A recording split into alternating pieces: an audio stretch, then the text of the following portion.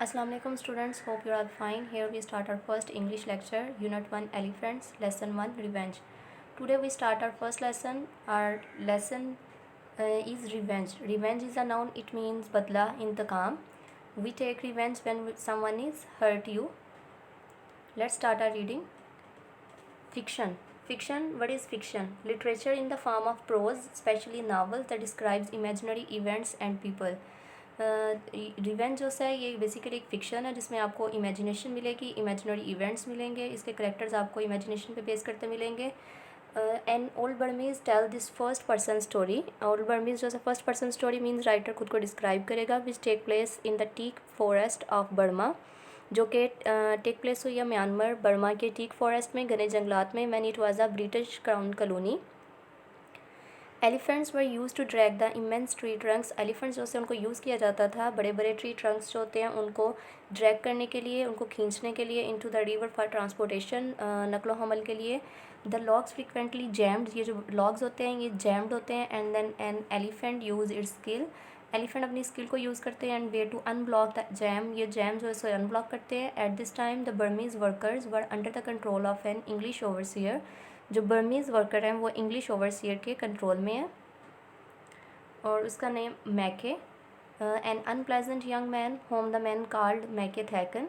The day before the story starts McKay had order the Burmese overseer to send in one of his elephant. Burmese overseer को उसने order किया कि वो अपने एक elephant को भेजे to unblock a mass of jammed logs. After too afraid to disobey McKay, McKay की ऑर्डर को डिसोबे करने के खौफ की वजह से the Burmese overseer had order his nephew. Burmese overseer ने अपने नेफ्यू को ऑर्डर किया on his gentle elephant Shwe Dog to obey this very dangerous order, कि वो अपनी शू डॉग एलिफेंट के साथ आए और इस डेंजरस ऑर्डर को क्या करे, आके ओबे करे. Whiles carrying out the order the nephew was killed by a falling log.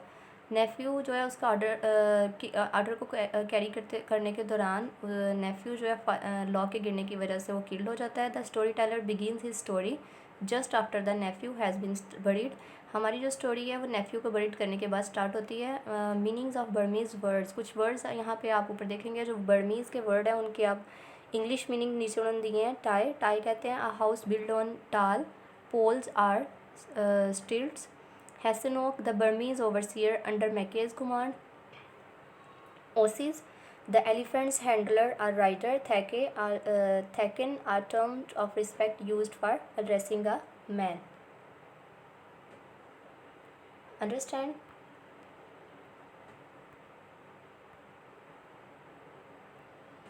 We have first paragraph. I was staying the night as always in the Hasenok tie. Hasenok के time में उन्होंने हट में हमेशा की तरह उसने स्टे किया है. वी एट अ स्पार्स मील, हमने स्पार्स मील मीन मुंतशिर खाना खाया. एंड आफ्टरवर्ड्स उसके बाद I stepped outside to smoke a चीरोट.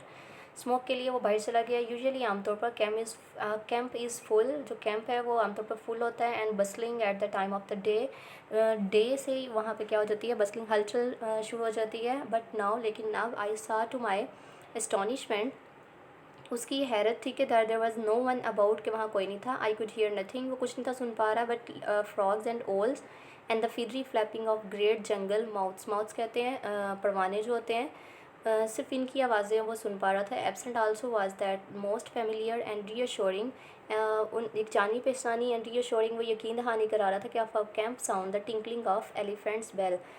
वो यकीन दहानी कर रहा था कि वो किसकी आवाज़ है, वो एलिफेंट के बेल की आवाज़ है. Evidently, no sooner had the soil been tamped down mean dabana, on the dead man's grave than the other Osses had begun to flee the camp.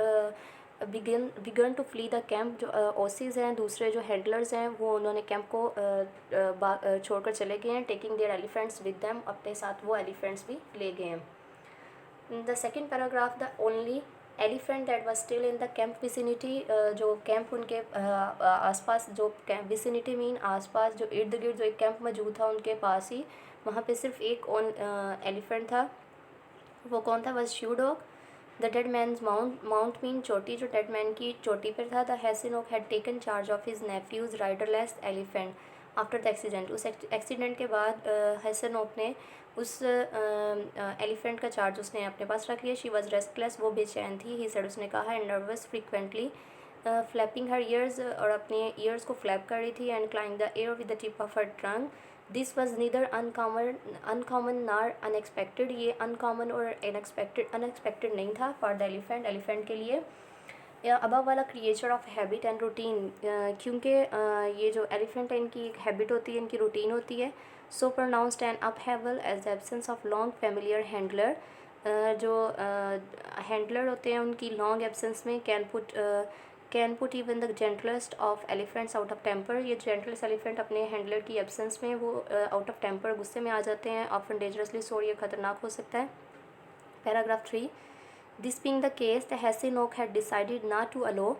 इसी दौरान हैसेनोक ने डिसाइड किया कि वो शिवडॉग को टू फॉरेज चारा खुराक थ्रू द नाइट, क्योंकि वो उसे खाने के लिए पूरी रात उसे थ्रू द नाइट, रात के दौरान उसे खाने के लिए नहीं देगा, एज वेज द रूल, जैसा कि रूल था। इंस्टेड बजाय इसके ही had led to a cladding, वो उसको एक क्लेडिंग साफ जगह पे ले गया, some half mile distance from the camp, जो कि कैंप से हाफ माइल डिस्टेंस पे थी। एंड सप्लाइड हर, उससे मुहैया किया with the great pile of succulent tree top branches, और उसे ट्री टॉप ब्रांचेज जो सी हैं उसे मुहैया किए हैं, उसे प्रोवाइड किए हैं। Then he had tethered her securely, उसके बाद उसने उसे मजबूती से सिक्योरली बांधा, टीथर्ड बांधना ज़ोर से, बिटवीन टू इमेंस, दो बड़े एंड इमूवेबल ट्रीज, इमूवेबल जो मूव नहीं कर सकते ट्रीज़, उनके दरमियान उसे बांधा है।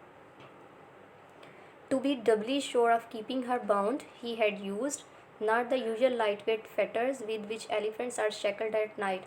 उसने उनको एलिफेंट को उन लाइटवेट फेटर्स के साथ नहीं बांधा अमूमन आमतौर पर जो कि एलिफेंट्स को रात के दौरान जिनसे बांधा जाता है, but the heavy iron towing chains that are employed in the harnessing of logs, this he said was a precaution.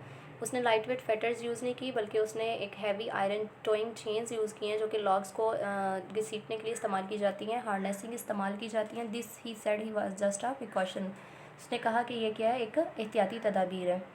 In paragraph 4 में हम देखेंगे या प्रिकॉशन अगेंस्ट, एक एहतियाती तदाबीर किसके ख़िलाफ़, आई आस्ट, मैंने पूछा। He gave me a side long glass, उसने मुझे एक साइड लॉन्ग ग्लास दी, ग्लास मीन झलक, and said in a soft slippery voice में कहा, जस्ट अ प्रिकॉशन, जस्ट एक, ये सिर्फ एक क्या है, एक एहतियाती तदाबीर है। There now remained in the camp only in the Hasenok and me and of course McKay Thakin in his tie. उसके बाद उस टाई में, उस हर्ट में मैकेथेकन, हैसेनोक और कौन थे, ऑफ कोर्स मी से यहाँ मुराद यहाँ पे स्टोरी टेलर है। It had not rain much through the day, पूरा दिन के दौरान बारिश नहीं हुई, बट लेकिन with the approach of evening, जैसे ही शाम हुई, clouds had begun to mass in the sky, बादल आसमान पर छा गए। एंड बाय द टाइम ही आई ब्लू माई लैम्प, मैंने अपना लैम्प जो सा उसे जलाया, and rolled out my mat, there was not a star to be seen, कोई भी सितारा जो सा था वो देखा नहीं था जा सकता। Soon the storm broke, rain came, बारिश आती, pouring down, and thunder went pealing back and forth across the valleys. I had been asleep perhaps an hour or two, शायद ही मैं 1 घंटा या 2 घंटा सोने के बाद, मैंने आई वॉज वोकन, जब मैं जागा, by a trickle of water, पानी की टिप टिप की जो आवाज़ होती है, पानी के गिरने की आवाज़ होती है, leaking through the bamboo roof, जो कि बैम्बू रूफ जो बांस की छत से क्या कर रहा था, लीक कर रहा था। सो here we done our 4 paragraphs. Next we have some difficult words.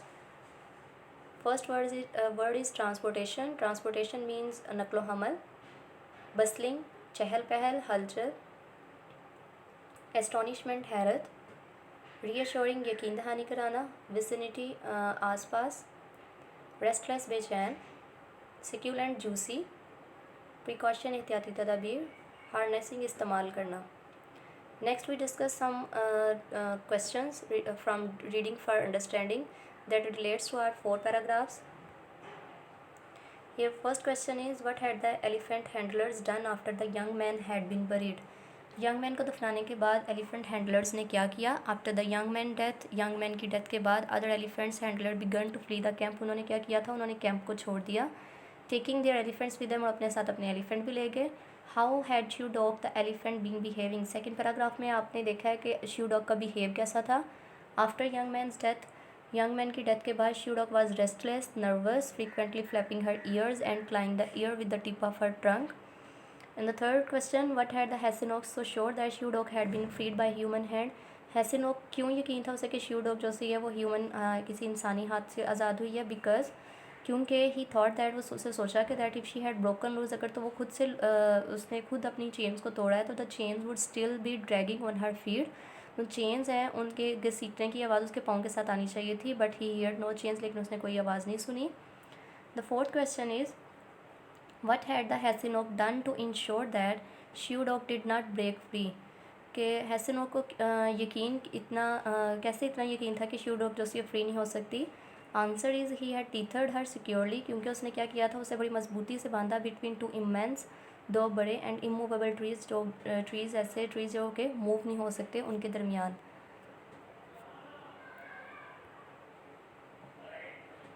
Students, your diary is do reading of 4 paragraphs. 4 paragraphs की आपने रीडिंग करनी है। Learn question number 1 to 4। Write difficult words with their meaning, आपने write करने हैं difficult words और उनके meaning. Hope you are understand what we have done today. We have done our first 4 paragraphs reading and some difficult words, and the fourth question from reading for understanding that relates to our reading. Thank you.